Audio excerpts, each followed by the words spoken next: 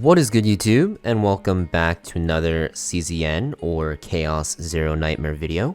And today we are going to be talking all about the sources of EXP in this game and how you guys can actually level up quickly by utilizing all of them. So you guys can see I am level 35. I have been max refreshing with crystals just because that is something I always do on the start of gacha games just to get ahead. And also you'll see that I've been using a lot of my Tears of God, which will recharge your Aether or your energy or stamina in this game. Now the strategy you can do, you can actually save all of your refreshes if you want until level 40, or you can go ahead and just start spamming them because one, it allows you to level quicker to unlock stages, which is very important with your levels. And also you get to play the game, right? That's the biggest thing for me is why I like to use a lot of my energies, because usually on launch I'm having a lot of fun. So even if it's not the most efficient with your energy, it's pretty damn close, and it just makes it so that you can play a lot. Now, the reason why I'm doing it mostly though is because I'm rushing level 40. The reason why you want to rush level 40 is because you start to unlock the level 5 difficulty, and this will start dropping the orange gear, the legendary gear. And the legendary gear is basically going to be the best gear that you can farm in the game. You can see at even level 10, it caps at legendary. So this makes it so that you can start getting your late game pieces, which is why, oh my god, I keep clicking. You want to rush level 40 as soon as you can, or you want to save everything until level 40. So what you want to do, it's really up to you. I'll probably make a separate video talking about this strategy more in depth, but for now we're just talking about everything you can do to get that EXP. So basically in this game, the way it works is for every 20 Aether you use, or every 60, you'll be getting 400 EXP for 20, and 1200 for 60, so it's consistent. So every repeat battle you do with 3 runs with 60 energy with one of your capsules, you'll get 1200 EXP, and it's going to be the same thing for Chaos, which I'll talk about. So the best sources of EXP in this game, they are going to be pretty much in the missions, because the story does not take any energy at all. So you want to make sure you're progressing through the story as much as you can. It's just free EXP. And once you get locked, that's when you want to start using the other sources, right? Once you see that you have to do the promotion mission, you're going to see that this is going to actually require you to be a certain level. So I'll have to be level 40 to actually do this. So you want to do the story. This gives you free EXP. Then after that, you want to do battle missions. So the thing with battle missions is it's the same thing as story. It doesn't cost any energy, and you will be able to get a ton of this experience and other stuff. But also on top of that, once you complete a chapter, you will unlock hard mode. So hard mode is definitely something you want to do as well, because this will also give you extra rewards from the stars, but it's the same thing, it's just harder, where you're getting free EXP.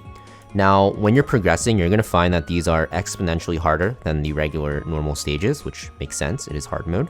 And you're going to see, even though I have some stages not 3-starred, you still want to do this, because regardless if you get 3 stars or 1 star, you're getting the experience. So you want to make sure that you're doing this even though you're not 3-starring it, right? It doesn't cost you any energy to do it, as you'll see.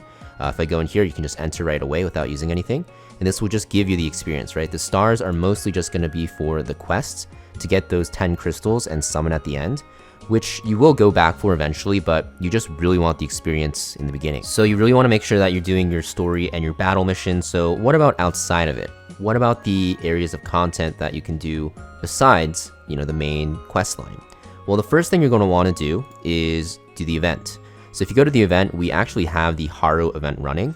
And by doing the event battle, which does not cost any energy as well, you get a ton of experience. You get 800, which is insane.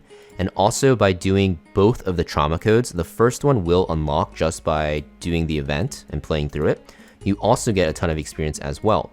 The second one will be locked, and the way you unlock this, which I just unlocked today, is by using a key. Now the keys that you get, they will be available from Nono's shop. So what you want to do is get this currency by doing policies, right, from Arc City. Then go to Nono's shop inside Arc City, and if you scroll down, I guess you'll scroll up because I already bought it. There's a weekly limit on the A grade policy report and also the key. Those are the ones that I recommend buying first. Even though you do want this multi-dimensional alignment material, it's very important to get when you are playing and getting your currency. The key is just more important right now because you really want to level up as fast as you can. So you definitely want to make sure you buy this key, extremely important. This will unlock a ton of experience and other materials for you for the trauma code. So that's where you get it for, unlocking the trauma code and getting more EXP. What about other stuff? So the first one I want to talk about is Chaos. So Chaos actually does have this currency system that refreshes every week, and by using this at the end of the stage, you will get 1200 EXP. Now if you complete a Chaos run and then you don't have the card, you can use 60 stamina and you'll get 1200 EXP. So it's going to be consistent with the stamina or Aether to EXP ratio, so you're not gaining or losing EXP by using it here, but it does give you some interesting rewards at the end. But for the most part, what I want to talk about Chaos isn't really the end reward. Even if you don't plan to do the end reward, you will see that there's first achievement rewards. So you want to go through every single difficulty and just claim all the rewards. You're also getting summons, you're also getting EXP, which is very important, and you're also, most importantly, farming save data, which I'll talk about again in a separate video because it's a very confusing topic. But you will be farming Chaos a lot regardless to get your save data to build your decks. But for right now, regardless of the save data, just go through as high as you can to claim this first time reward. Very important as well, this is where you'll get a nice bonus of EXP. So Chaos, even though it's mainly for save data to build your characters, you do want to do it for the first time regardless to get that EXP. Now besides Chaos, the last one I want to talk about is going to be Simulation. So Simulation, this is like an area of content where you can farm a lot of materials. In general, what you want to farm is mostly going to be the potential materials and also the promotion materials. You can farm the partner promotion materials as well if you have good partners, but if you don't have good ones, you might as well not really farm it a lot until you get some good 4-star and 5-star ones. The growth one isn't really that good because you get a lot of EXP material anyways from playing, and you don't really need to ever farm it, to be honest. And also you don't need these units because you get a lot as well. You can see I'm almost at 5 mil. And the potential one is very good because this will allow you to upgrade your potential nodes to unlock extra stats for your cards. Now for the memory fragments, for the reason that I stated at the beginning of the video, not really worth farming because, like I said, at level 40 is when you start unlocking the legendary ones. So I try to stay away from this. You can farm it a little bit to get your sets up and running. If you look at my combatants here, my units, you're going to see that the two teams I use right now, they actually have some memory fragments on them. It's not optimized at all. I'm just going for the set bonuses, but this really makes your team a lot stronger because the stats you get from the sets are extremely powerful. You don't even need to upgrade these. Just getting your sets online will make your teams a lot more tankier, most importantly, and also pretty, strong. So Simulation's also a way to kind of dump your energy at the end of the day to actually, start farming for some materials and also get EXP as well for 20 stamina for 400, so the same ratio. But yeah, that's pretty much it for this video though, guys. I just wanted to talk about all the ways you can get energy in this game.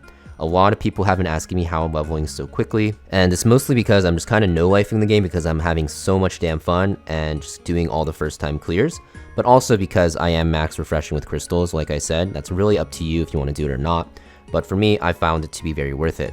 But yeah, thank you for watching, guys. Make sure you guys hit that like and subscribe, and I will see you guys next time.